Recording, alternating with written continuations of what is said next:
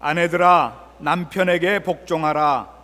이는 주 안에서 마땅하니라. 남편들아 아내를 사랑하며 괴롭게 하지 말라. 자녀들아 모든 일에 부모에게 순종하라. 이는 주 안에서 기쁘게 하는 것이니라. 아비들아 너희 자녀를 경록해 말지니 낙심할까 함이니라. 아멘. 옛날 어느 마을에 어린 나이에 시집온 며느리가 하나 있었는데요. 하루는 이 시어머니가 솥에 쌀을 앉혀놓고는 며느리에게 불을 떼라 이렇게 이르고 잠시 밖으로 일을 보러 나가셨습니다. 여러분, 이 나이 어린 며느리가 밥도 할 줄 모르고 그저 불 떼라 그랬으니까 이 아궁이에서 불을 떼면서 이 불쏘시개 가지고 이렇게 장난하고 불장난을 좀 했습니다. 근데 한참 불을 떼고 있는데 어디선가 이상한 냄새가 나는 겁니다. 그래서 갑자기 솥뚜껑을 이렇게 열어봤더니 밥이 그냥 새카맣게 타버린 거예요. 식구들의 한 끼니를 고스란히 이 며느리가 망쳐놓았다고 생각하니까 그냥 부엌 바닥에 푹썩 주저앉아가지고 엉엉 우는 겁니다. 며느리가. 그때 시어머니가 들어왔습니다. 이 시어머니가 보니까 며느리가 엉엉 울고 있어요. 눈이 휘둥그레지면서 얘야 무슨 일이냐? 그랬더니 이 며느리는 고개도 못 들고 이 솥을 향해서 손가락질만 하는 거예요. 그러면서 펑펑 우는 거죠. 그랬더니 시어머니가 가서 솥뚜껑을 열어보니까 밥이 새카맣게 탔습니다. 근데 별것 아니라고 하는 그런 뜻으로 자세로 며느리를 도닥거리면서 하는 얘기가 괜찮아. 내가 늙어서 눈이 어둡다 보니까 밥물을 잘못 얹혔구나. 그렇게 얘기하시는 거예요. 그때 아들이 들어오다가 그 장면을 보면서 이렇게 얘기를 합니다. 아이고, 내가 아침에 좀 귀찮아가지고 물을 조금만 길렀더니 물이 적어서 그랬는가 봐요. 제 잘못이에요. 그랬더니 바로 그때 시아버지가 들어오면서 하는 얘기가 뭐냐면은 야야 나 그만둬라. 내 잘못이다. 내가 아침에 힘이 붙여가지고 장작을 패다가 너무 굵게 패가지고 너무 불이 과했는가 보다. 다 내 잘못이다. 여러분, 이 옛날 얘기지만은 얼마나 아름답고 얼마나 행복하고 얼마나 그리운 모습입니까? 요즘 같으면 어림도 없는 얘기죠. 뭐 어디서 저런 게 굴러와가지고 아마 그랬을 겁니다. 여러분, 가정이 평안해야 부모 공경이나 혹은 자녀 사랑이 가능한 것입니다. 가정의 평안은 모든 일에 성공을 가져오게 만드는 것이에요. 심지어는 여러분, 가정이 평안해야 신앙생활도 성공하게 되는 것입니다. 그래서 이 가정이 평안하기 위해서는요, 남편이든 아내든 부모든 자녀든 이 공통적으로 가져야 할 정신이 있어요. 그것을 오늘 본문이 우리들에게 말씀해 주고 있는데, 오늘 본문은 각각 다른 말씀을 하고 있는 것 같지만은요, 이 공통적으로 우리들에게 주시는 그것이 있다는 것입니다. 자, 그것이 뭔가 하는 것을 오늘 우리 본문을 중심으로 해서 여러분과 함께 살펴보기를 원합니다. 가정이 평안하기 위해서는요, 첫 번째, 서로 존중해야 합니다. 온 가정이 서로가 서로를 존중해야 돼요. 근데 뭘 존중해야 되느냐? 먼저 인격을 존중해야 하는 것입니다. 여러분, 모든 사람은 다 하나님의 형상대로 지음을 받은 사람들이에요. 하나님의 사명을 가지고 이 세상에 태어난 사람들입니다. 그래서 여러분, 가정에서 힘이 약하고 또 별 볼 일 없다고 생각해서 사람들이 막 무시하고 학대하면은 이건 절대로 안 되는 일입니다. 왜냐하면은 우리 모든 가정 식구들은 다 하나님의 형상을 따라서 그 하나님의 인격을 따라서 그렇게 창조된 사람들이거든요. 19절에 뭐라고 그랬습니까? 같이 한번 읽어보겠습니다. 남편들아, 아내를 사랑하며 괴롭게 하지 말라. 19절에 그렇게 말씀하고 있죠. 21절에는 뭐라고 그랬습니까? 아비들아, 너의 자녀를 경록해 말지니 낙심할까 함이라. 여러분, 하나님의 인격을 가진 사람은요, 절대로 구타하거나 학대해서는 아니 될 것입니다. 어떤 부인은요, 남편의 그 폭력에 견디다 못해가지고 내가 차라리 감옥에 가겠다라고 생각을 하고 자기 집에다가 불을 질러버렸습니다. 나중에는 자수했지만은 이 가정의 폭력으로 인하여서 이 부인은 너무나 큰 상처를 받았어요. 근데 그 상처가요, 잘못된 방향으로 터져버리게 된 것입니다. 이런 사건을 보면서 어떤 사람은 이렇게 얘기를 합니다. 여자가 맞을 짓을 했겠지. 그 부부 사이를 누가 어떻게 알아? 그러나 여러분, 아무리 잘못했다 할지라도 폭력은 안 되는 것입니다. 여러분, 구타와 학대는요, 더 큰 죄를 불러온다고 하는 이 사실을 아셔야 합니다. 그래서 여러분, 서로 인격을 존중하셔야 돼요. 남편은 아내의 인격을 존중하고, 아내는 남편의 인격을 존중하고, 부모는 자녀의 인격을 존중하고, 자녀는 부모의 인격을 존중해야 하는 것입니다. 서로 존중해야 가정이 평안한 거죠. 교회도 그렇습니다. 서로의 인격을 존중해야 돼요. 아무리 못난 사람, 아무리 형편없는 사람이 왔다 할지라도 하나님의 형상을 따라서 지음받은 사람이기 때문에 바로 우리 교회의 모든 성도들 인격 하나하나 우리가 존중해야 할 것입니다. 그래야 교회가 평안해요. 두 번째 우리가 존중해야 될 것이 뭐냐면은 위치를 존중해야 합니다. 여러분, 하나님께서 가정을 세우실 때에 각각 위치를 정해 주셨어요. 그리고 이 위치는요, 가정을 이루는 데는 아주 필수적인 것입니다. 그 위치를 존중하여 세워주어야 가정이 평안합니다. 18절에 뭐라고 그랬습니까? 아내들아, 남편에게 복종하라. 이는 주 안에서 마땅하니라.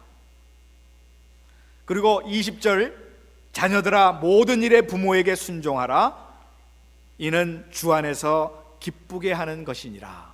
이렇게 말씀했습니다. 부모를 존중하고 부모의 위치를 세워주셔야 돼요. 여러분, 여러분의 부모님이 다 나이가 들고 지금 아무것도 하실 수 없고 또 자기 보기에는 별 볼이 없는 것처럼 보인다 할지라도 여러분, 부모를, 그 위치를 우리가 존중해야 하는 것입니다. 부모는 부모로서의 위치가 있는 거예요. 부모가 허물을 보일 때에 여러분, 노아의 세 아들 중에서 함처럼 나가서 떠벌리거나 누설하지 말고 셈과 야벳처럼 그 부모의, 그 노아의 허물을 가리워주는, 그래서 부모의 그 위치를 높여주는, 존중해주는 그런 사람들이 되어야 되는 것입니다. 부부끼리도 마찬가지예요. 여러분, 서로 존중하고 위치를 지켜줘야 돼요. 일반적으로 다른 사람에 대해서는 굉장히 많이 배려하고 굉장히 선하게 하는데 식구들끼리라서 그런지 편해가지고 말도 함부로 하고 그냥 함부로 대하는 경우가 많이 있어요. 여러분, 오늘 우리가 이 가정의 달을 맞이하여서 정말 우리가 조심해야 될 것 조심해야 됩니다. 인격을 존중해야 되고요, 위치를 우리가 존중해 주어야 하는 것입니다. 함부로 막 이상한 얘기를 하시면 안 돼요. 야, 자 그러면서 그렇게 말씀하셔도 안 되고요. 그러니까 가정의 싸움이 일어날 수밖에 없는 거 아닙니까? 오늘 다시 한번 우리 서로 존중하는 우리 모든 가정의 식구들이 되기를 간절히 바랍니다. 이것이 첫 번째 오늘 우리들에게 주시는 말씀이에요. 서로 존중하라. 두 번째로 오늘 우리에게 주시는 말씀은 서로 이해하라 라고 하는 것입니다. 통계청에 의하면요, 이혼한 사람들의 그 이혼 사유가 성격 차이가 82%라고 그럽니다. 성격이 다 다르다는 거예요. 그래서 이혼했다는 것입니다. 근데 여러분, 다 서로가 다르다라고 하는 것을 인정하지 못했기 때문에 이런 결과가 일어나는 것 아니겠어요? 오늘 본문 말씀도 그렇듯이 이 가정의 윤리에 대한 모든 말씀은요, 남편은 아내를 사랑하고 아내는 남편을 순종하고, 부모는 자녀를 노엽게 하지 말고, 그 다음에 자녀는 부모를 공경하라. 여러분, 우리 각 가정의 식구들에게 다 따로따로 주시는 말씀입니다. 다 다른 권면을 주신 말씀이죠. 기본적으로 각 구성원이 다른 존재라고 하는 그 의식에서 오늘 이 말씀을 주신 거예요. 자, 우리 가정 식구들이 뭐가 다른가 하는 것을 여러분 좀 아셔야 합니다. 자, 뭐가 다르냐면요, 첫 번째, 성이 다릅니다. 이 성은요, 김씨, 이씨, 박씨, 이 성이 다른 것이 아니에요. 성이 다른 것은 남성과 여성이 다르다고 하는 것을 여러분, 우리가 알아야 합니다. 남자와 여자의 이 육체적인 구조, 이 특성, 이 자체가 완전히 다릅니다. 신체적으로 이 남자는요, 굉장히 강하면서도 충동적이지만은 여자는 약하면서도 지속적이에요. 계속해서 꾸준히 나가는 것이 여자의 성격입니다. 남자는 이성적이고요, 논리적이고요, 객관적이고요, 종합적이고, 특별히 여러분 이거 아셔야 돼요. 여자분들은 아세요? 잘 기억하세요. 남자들은 결과 중심적인 그 사고가 발달이 되어 있어요. 그래서 그거를 여러분이 아시면은, 아, 결과를 많이 생각하는구나, 남자들은. 그렇게 여러분 기억하시면 됩니다. 반면에 여자는요, 감성적이고 주관적이고 부분적이고, 특별히 여자분들은요, 남성분들 좀 기억하세요. 과정 중심적인 사고가 발달되어 있습니다. 결과가 그렇게 중요하지 않아요. 여자들에게는 이 과정이 중요한 것입니다. 또한 남자는 굉장히 단순한데요, 여자는요 굉장히 뭐예요? 복잡해요. 그래서 길을 찾을 때도요, 남자는 이 방향 중심으로 길을 찾고, 여자들은 어떤 지형 지물, 그것을 보고 길을 찾는 것입니다. 달라요. 이렇게 대화할 때도요, 남자는 결과만 들으려고 그래. 결과가 뭐냐? 근데 여자들은 그 과정을 들으려고 하는 것입니다. 이렇게 남성과 여성이 다르다고 하는 것입니다. 그 다음에요, 세대가 또 달라요. 우리 가정의 식구들 보면은 세대가 완전히 다릅니다. 미국 사회학자들이 나누는 일반적인 세대 구분이 이렇습니다. War Generation, 전쟁 세대. 그 다음에 베이비 부머 시대. 베이비 부머 제너레이션은 다산 시대입니다. 그 다음에 X세대라고 하는 것이 나오죠. 이 X세대는 이해하기가 힘든 세대가 X세대입니다. 그래서 그냥 X를 붙인 거예요. 여러분, 이 럭비공이 어디로 튈지 모르는 것처럼 이 X세대가 그렇다는 거죠. 그 다음에 N세대가 나옵니다. 근데 여러분, 이들의 모든 문화와 사고가 다 다르다고 하는 것을 여러분 아셔야 돼요. 가정의 모든 식구들이 이런 세대가, 다른 세대가 살고 있는 거예요. 지금 함께 살고 있는 거예요. 그래서 우리가 서로를 이해해야 된다, 그 말입니다. 전쟁 세대는요, 굉장히 영웅적이고 적극적이고 헌신적입니다. 반면에 이 베이비 부머, 다산 세대의 사람들은 침묵적이고 관망적이고요, X세대의 사람들은 반항적이고 비판적이고 또 이 부정적인 그런 견해를 가지고 있고요, N세대는 인터넷 세대다, 그렇게 얘기를 하죠. 네트워킹 세대. 그래서 굉장히 개별적이고 주관적입니다. 아주 개성이 아주 뚜렷해요, 이 N세대 사람들은. 이 헌금을 하는 것을 보게 되면요, 이 전쟁 세대의 사람들은요, 이 건축위원장이 되게 되면은 자기 집이라도 팔아가지고 헌금을 합니다. 근데 다산세대 사람은 그렇지 않아요. 그저 눈치만 살핍니다. 그리고 X세대에는 아주 예리하게 부정적으로 판단합니다. 그리고 N세대 사람들은 필요성은 인정하지만 자기 개성대로, 자기 주관대로 그렇게 헌금을 한다는 거예요. 이렇게 세대가 다 달라요. 이 가정의 한 가정의 식구들이 다 다른 세대에 살고 있다는 거죠. 그 다음에 성격도 다릅니다, 여러분. 다혈질의 성품을 가진 사람은 얼마나 성격이 활달한지 그냥 가만히 있지 못합니다. 자기가 꼭 일어서서 나서야 되고요, 굉장히 급해요. 반면에 조용한 성품을 가진 사람들은 깊이 생각하고 일을 차분하게 정리하면서 모든 것들을 정리해 나갑니다. 여러분, 한 가정에 사는 식구들 안에서도 이렇게 성품이 다 달라요. 근데 이 교회도 그렇습니다. 교회도 다 성품이 달라요. 저의 성품이 다르고 여러분의 성품이 다르다는 거죠. 어떤 사람은 조용한 성품이 있고 어떤 사람은 막 다혈질 그런 성품을 가진 분도 있습니다. 근데 다르다고 서로 비난하고 비판하면 아니 된다는 거죠. 다 필요한 거예요. 여러분, 가정에서 서로 다르다고 서로 비판하고 그렇게 하면은 가정이 남아날 가정이 없습니다. 인정해야 돼요. 배경도 다르고요, 자란 지역과 문화와 풍습과 습관과 교육, 이게 다 달라요. 부부라고 해도 서로 다른 배경에서 성장했기 때문에 음식이나 습관이나 성품 등이 다 다르게 되어 있다라고 하는 것입니다.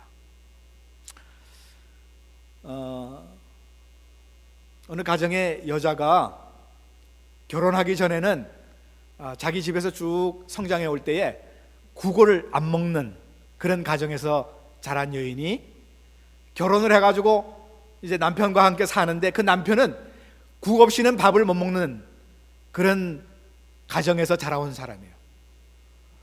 그래서 식사 때 국을 준비 안 했다 그러면 남편이 짜증나는 거예요. 도무지 이해가 안 되기 때문에 이 불쾌한 반응이 나타날 수밖에 없는 것입니다. 또 조용조용하게 살던 남자가 결혼한 다음에 큰 소리로 살던 아내를 맞이했다 그러면요, 분명히 문제가 생기는 것입니다. 정말 결단력이 있고 박력이 있는 아버지와 함께 살던 여자가 결혼해서 우유부단하고 활달하지 못한 남편과 함께 산다고 하면은 굉장히 그 마음이 답답해 할 것입니다. 배경이 이렇게 다르다는 거예요. 근데 여러분, 이 배경이 다르다고 해서 서로를 비난하고 서로를 직시할 수는 없다는 거죠. 받아들이셔야 돼요, 다른 것을. 더 나아가서는요, 신앙의 단계가 다 다르다고 하는 것을 여러분 아셔야 합니다. 여러분, 신앙의 스타일도 다 달라요. 순복음교회에서는 막 크게 소리 지르며 기도하고 막 찬양도 그렇게 하는데 장로교회는 조용하게 또 그렇게도 합니다.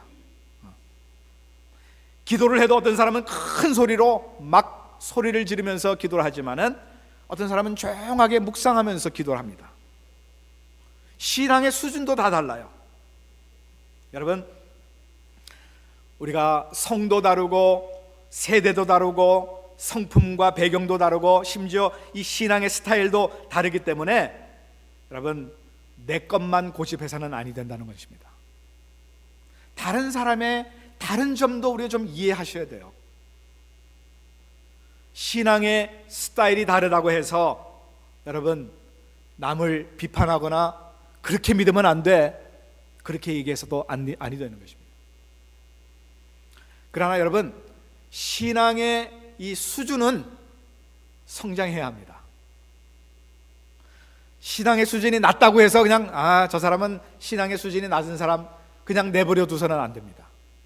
여러분, 신앙의 수준은 어떻게든지 끌어올려 줘야 돼요. 신앙은 가만히 있으면 여러분 절대로 우리는 신앙의 퇴보를 갖게 된다고 하는 것을 아시기 때문에 신앙이 수준이 좀 낮은 분들은 여러분 우리가 좀 배워야 돼요. 신앙의 수준이 좀 올라가야 합니다. 믿음의 차원이 좀 더 올라가야 됩니다. 기도의 수준도 올라가야 되고요. 심리학자인 해리스는요 이런 책을 썼습니다. 아주 유명한 책인데 I'm okay, you are okay. 나도 옳고 당신도 옳고, 나도 틀릴 수가 있고 당신도 틀릴 수 있다. 이렇게 생각하는 사람은요 좀 건강한 사람입니다. 근데 문제는 I'm okay, you are not okay. 나는 옳은데 당신은 틀렸습니다. 이렇게 생각하는 사람들은 굉장히 비난적이고 또한 자기의 그 정의를 기준으로 삼고 많은 사람들을 비판하고 판단합니다. 자기의 잣대가 정확하기 때문에 다른 사람은 항상 잘못되었다라고 비판하는 거죠. 공격적이고 파괴적입니다. 근데 심리학자들은요 이런 사람들을 뭐라고 그러는 줄 아세요? 환자라고 그래요. 환자. 병 걸렸다고 그럽니다. 병. 정신병이 걸렸다고 그래요. 이건 치료를 받아야 할 병이다 이렇게 얘기를 합니다. 그렇지 않으면요 나 자신도 불행하고 우리 가정도 불행해지고요 교회도 불행해지고 모든 단체가 다 불행해지는 것입니다. 이런 사람들은 공동체 안에서 화평과 조화를 깨트려 버리는 것이죠. 여러분, 오늘 우리는 가정에서나 교회에서나 사회에서나 또 국가적인 면에서도 서로 이해해야 합니다. 다양성을 서로 인정해야 합니다. 오늘 우리 교회 다 다른 분들이 모였는데 서로를 우리가 인정해야 돼요. 이해해 주셔야 합니다. 절대로 비난하거나 판단해서 남을 정죄하지 말아야 할 것입니다. 오늘 우리 코인스 영생교회 모든 분들은 서로를 이해하며 서로 사랑하며 나아가는 우리 모두가 되기를 간절히 바랍니다.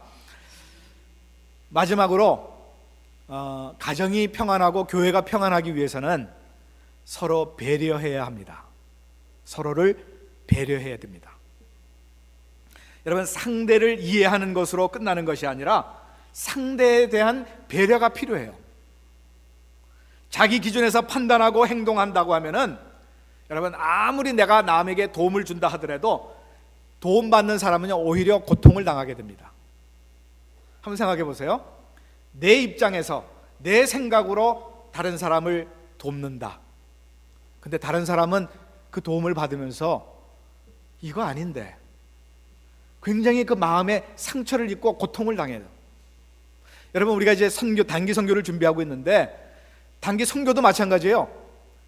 선교지에 가가지고 내 기준대로 선교를 해보세요. 절대로 선교가 이루어지지 않습니다. 그들이 오히려 고통을 당합니다. 우리의 기준으로 선교를 하시면 안 됩니다. 가정도 마찬가지예요. 내 기준으로 아내를 판단하고 남편을 판단하고 자녀를 판단해서는 아니 된다는 것이죠. 자기 기준이 아니라 상대의 기준을 이해하고 배려해야 하는 것입니다. 여러분, 유명한 영성학자고 신학자고 목회자인 헨리 나우엔이라고 하는 사람이 있습니다. 아마 몇 해 전에 돌아가셨는데요. 이 헨리 나우엔이 쓴 책 중에 예수의 이름으로 라고 하는 책이 있어요. In the name of Jesus 라고 하는 책입니다. 굉장히 얇은 책이고요. 이거 한두 시간이면 다 읽어요. 이 책에 이런 이야기가 나오는데요. 헨리 나우엔이 미국에서 신학을 공부하고 20년 동안 노틀담 대학에서, 그리고 예일 대학에서, 하버드 대학에서 가르쳤던 그런 교수였습니다. 근데 이 대학에서 강의를만 하다 보니까 이 영적으로 굉장히 드라이해지고 영적으로 너무 갈등이 많이 생기는 거예요. 좀 더 영성 깊은 곳으로 좀 나아가기를 원하는데 학교에서 가르치기만 하니까 이 영성이 깊어지지를 못하는 거죠. 굉장히 이 마음이 안타까워서 회의를 느끼고 이 대학 교수직을 사임을 했습니다. 사임을 하고 어디를 갔냐면은 캐나다 토론토에 있는 이 정신지체 장애자들이 공동체로 생활하는 데이브레이크라고 하는 곳에, 거기에 원목으로 들어갑니다. 그리고 그들과 함께 같이 생활을 합니다. 어느 날 친구로부터 워싱턴 DC에 있는 인간개발연구소, The Center for the Human Development, 거기서 기념 행사에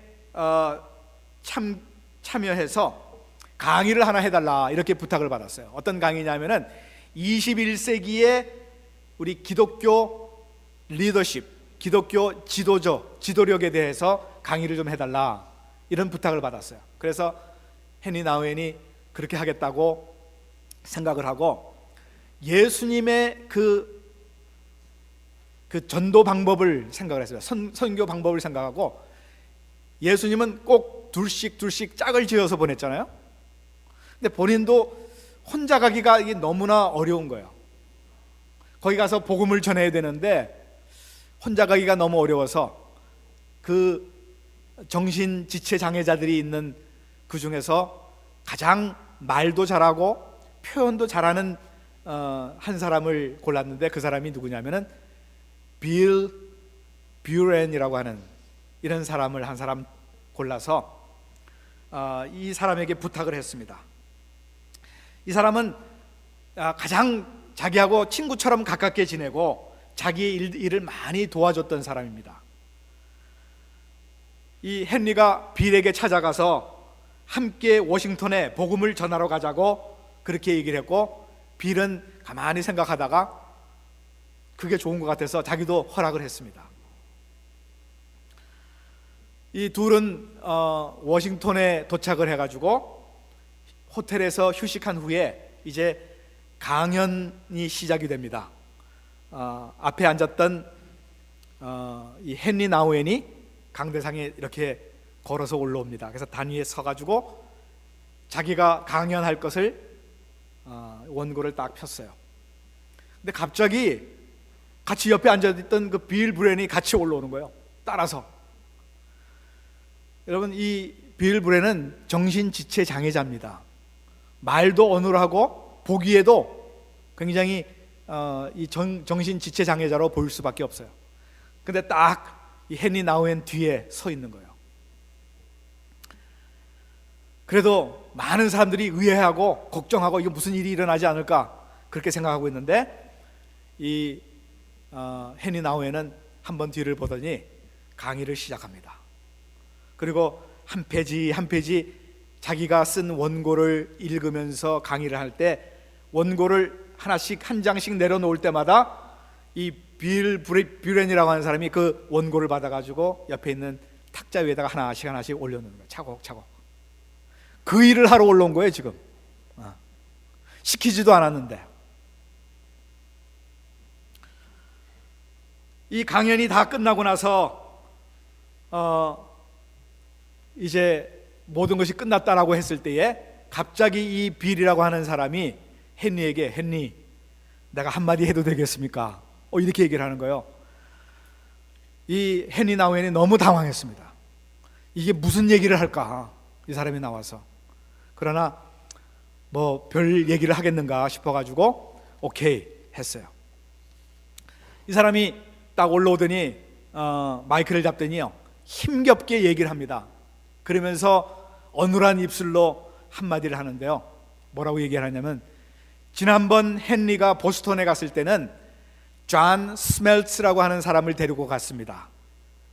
그리고 이번에는 저와 함께 가기를 원하여서 제가 이렇게 왔습니다.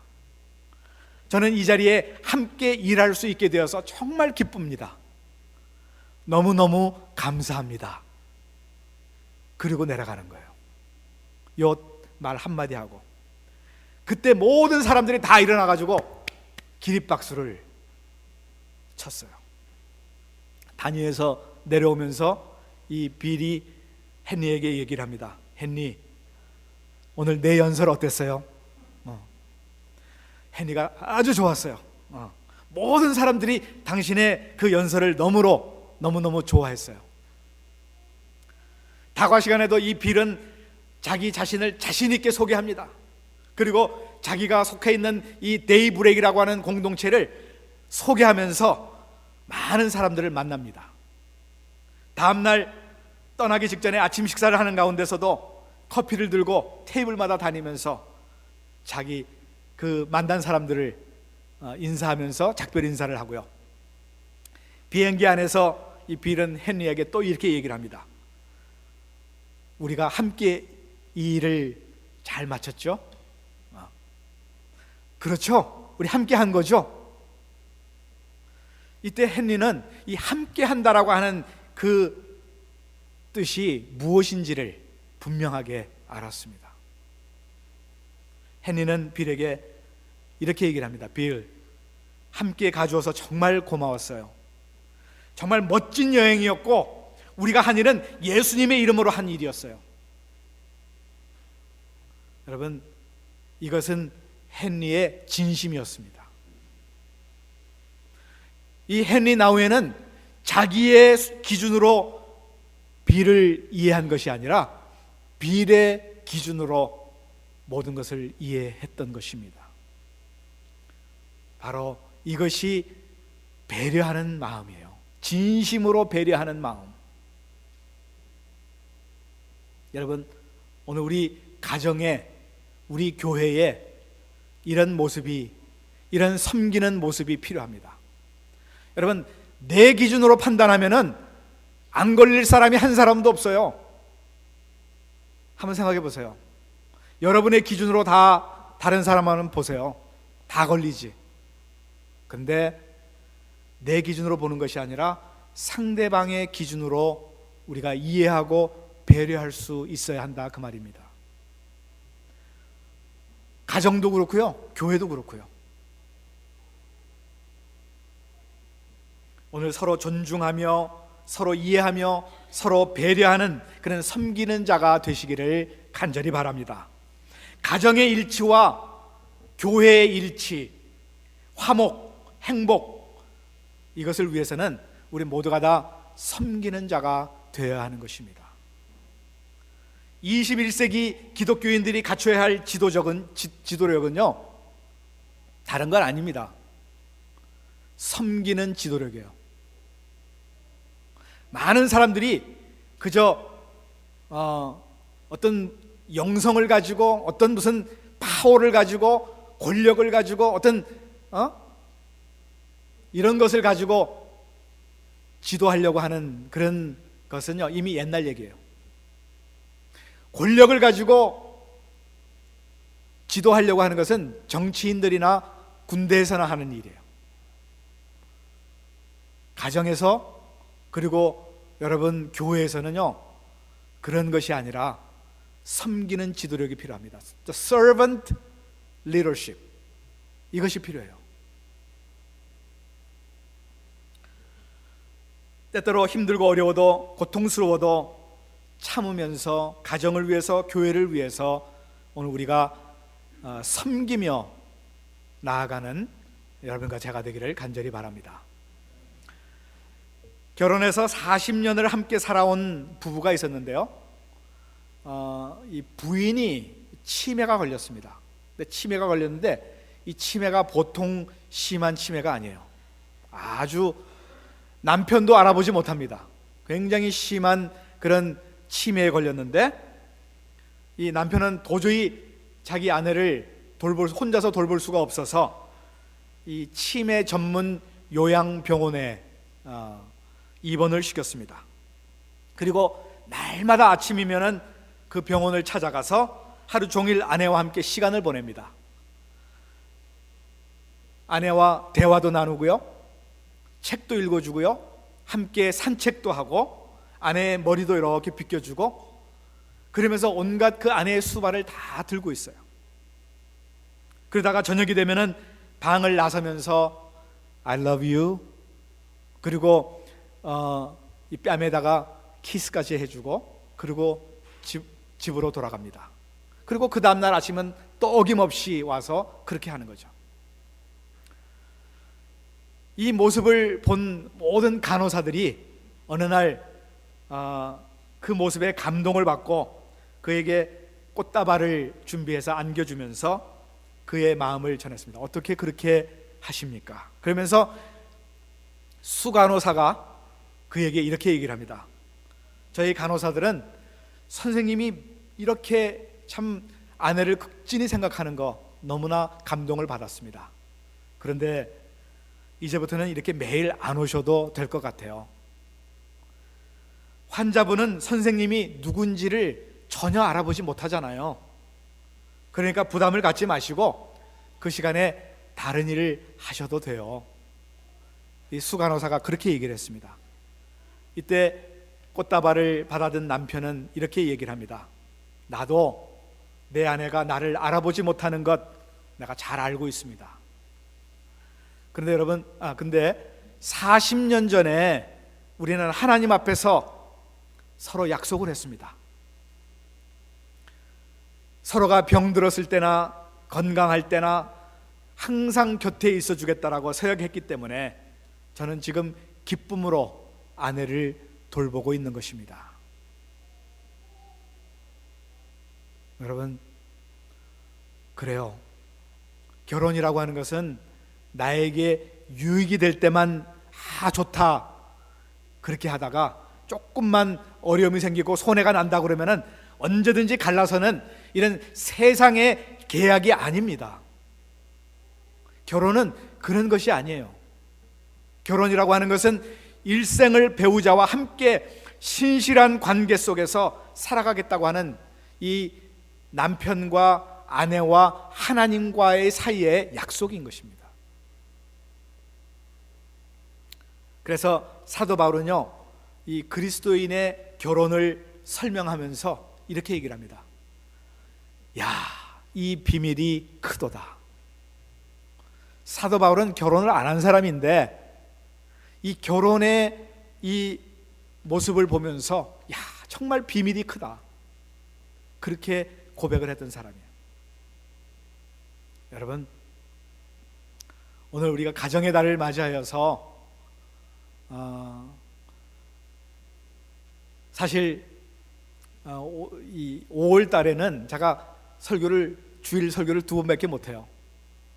우리 지난주 설교하고 이번 주 설교하고, 첫 주 설교는 우리 취임식 때 우리 스탠 목사님이 하셨고, 다음 주 설교는 이제 강사 목사님이, 우리 수양의 강사 목사님이 오셔서 설교를 하죠.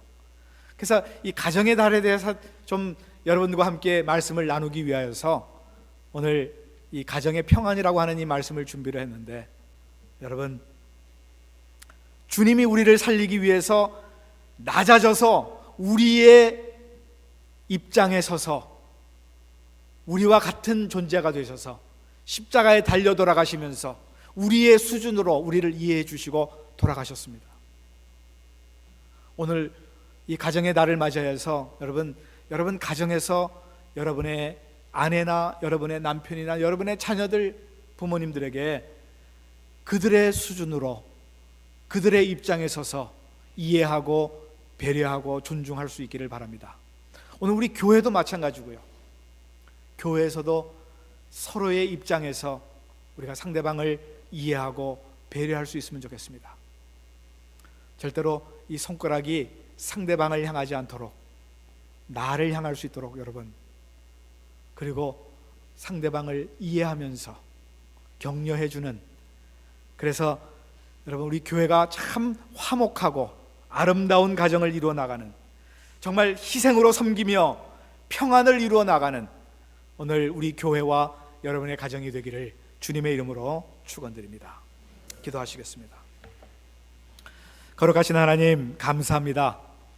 오늘 말씀 속에 아내들아 남편에게 복종하라, 남편들아 아내를 사랑하라,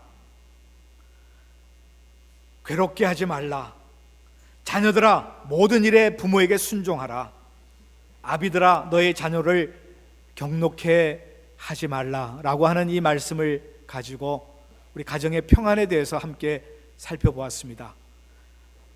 이 말씀은 가정의 평안뿐만 아니라 우리 교회의 평안도 될 수 있고 또 우리 사회의 평안도 될 수 있음을 저희들이 알면서 아버지 하나님, 서로를 존중하고 이해하고 배려하는 우리들의 삶이 될 수 있도록 주어 도와주시고, 내 수준에서 남을 볼 것이 아니라 상대방의 수준으로 모든 것들을 이해할 수 있는 우리 모두가 되게 하여 주시옵소서.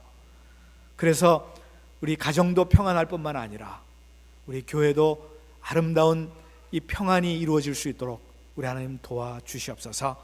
감사와 찬송과 영광을 우리 하나님께 올려드리오며 우리 주 예수 그리스도의 이름으로 간절히 기도드리옵나이다. 아멘.